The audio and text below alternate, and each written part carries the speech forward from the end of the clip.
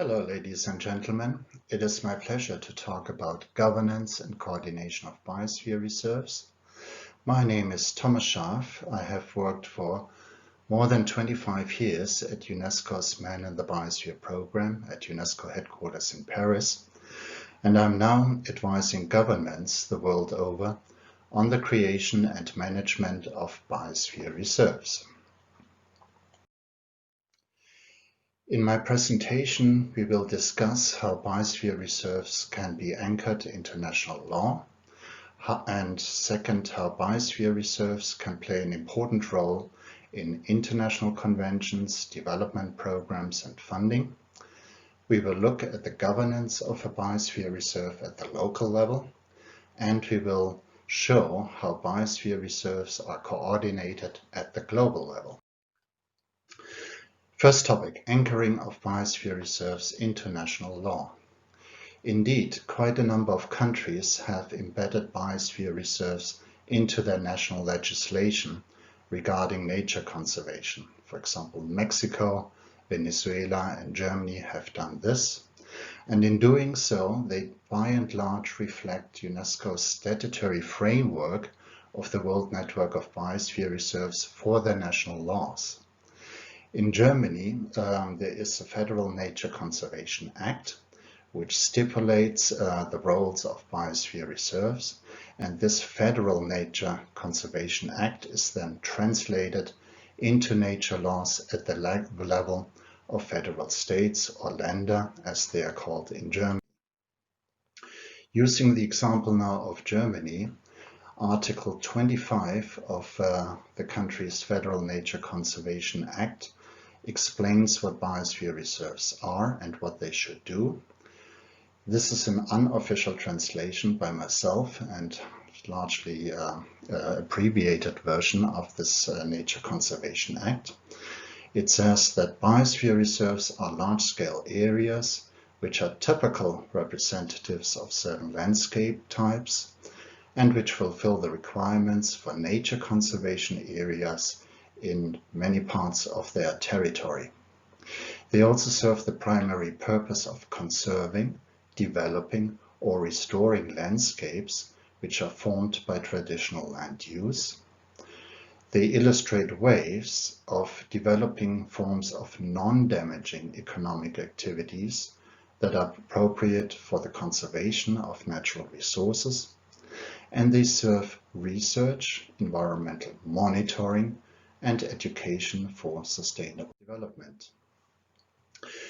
Biosphere reserves also play an important role in international programs and conventions, such as the Convention on Biological Diversity, the UN Framework Convention on Climate Change, or also the Convention on Migratory Species, or the CITES Convention. In fact, many countries use the experience gained from their biosphere reserves for national biodiversity strategies and action plans, which are needed also for reporting to the CBD, or for the national climate change strategies in the context of the UN Convention on Climate Change. International recognition of a biosphere reserve by UNESCO is in fact a quality label, and that gives rise to opportunities for funding. Global funding agencies for biosphere reserves are, for example, the World Bank, and here I've worked in the last couple of years in Rwanda on a World Bank project to create a biosphere reserve in Rwanda, and other global funding agencies for biosphere reserves are often UNDP, the UN Development Program, or UNEP, the UN Environment Program. I have listed here also IUCN and WWF. They are not directly funding agencies, but they can rally financial support for the functioning or the creation of new biosphere reserves. National funding agencies also are important in the context of biosphere reserves. USAID is one of them. I have worked in the past couple of years a lot in the Maldives, where through an USAID grant, funds were provided for the creation of new biosphere reserves in the Maldives. Germany is a big partner for biosphere reserves in several parts of the world, and this publication, which you see here on the right-hand side, has come out by this ministry, the Ministry for Economic Cooperation, in 2011, and some figures were given of of Germany's support in creating biosphere reserves to the tune of about 10 to 20 million euros a year. Spain is also an active partner for biosphere reserves, especially for the creation and cooperation of biosphere reserves with Latin American countries. This is an example where funding is provided by different partners for the World Network of Island and Coastal Biosphere Reserves, a subnetwork of more than 60 biosphere reserves, which are benefiting from funding by the Jeju Island government of the Republic of Korea and the island government of Menorca in Spain. Let's have a look at governance of biosphere reserves at the local level. And here I'm using elements of a management manual, which was developed by the German Commission for UNESCO in collaboration with African biosphere reserve managers, and for which I have worked as a resource person in the past. You can download this manual from the website that is indicated on this slide, and it gives a lot of useful information on the governance of biosphere reserves, not only in Africa, but of course in all biosphere reserves in all countries. The management structure of a management unit in a biosphere reserve. It is important to say that UNESCO does not prescribe a specific model. This can vary enormously from one country to the other. Some countries have a lot of staff, especially when national parks are involved, or some biosphere reserves have a rather reduced staff of 5 to 10 persons, depending on the size of a biosphere reserve. But the typical composition of any biosphere reserve is to have a director or a manager, of course administration in charge of budgets, and various experts that are in charge of conservation, sustainable development, research, and education. An outreach expert is very useful, especially when it comes to press and media releases of activities of a biosphere reserve to the general public. And of course, the Secretariat or Management Unit of a biosphere reserve also includes a lot of rangers.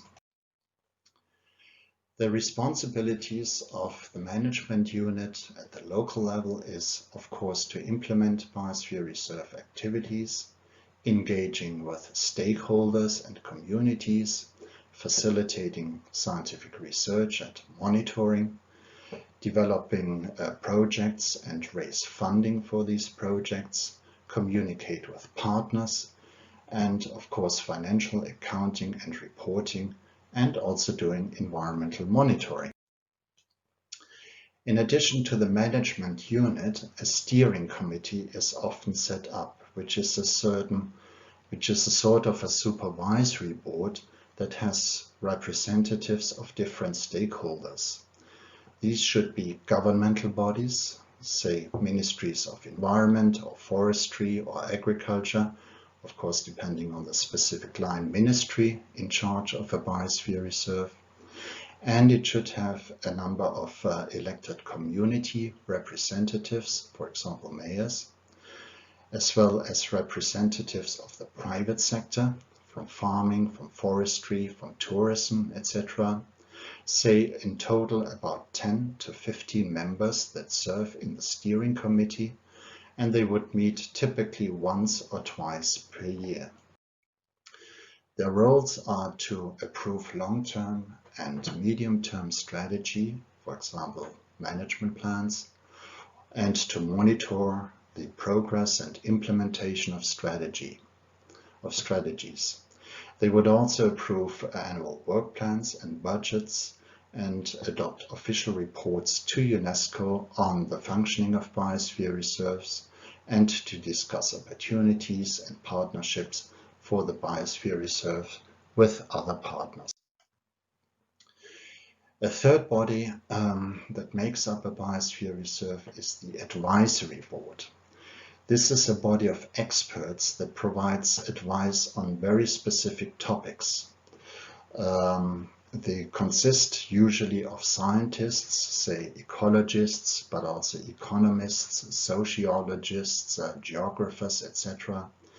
And they would also include knowledge holders such as businesswomen, citizen scientists who know the area fairly well.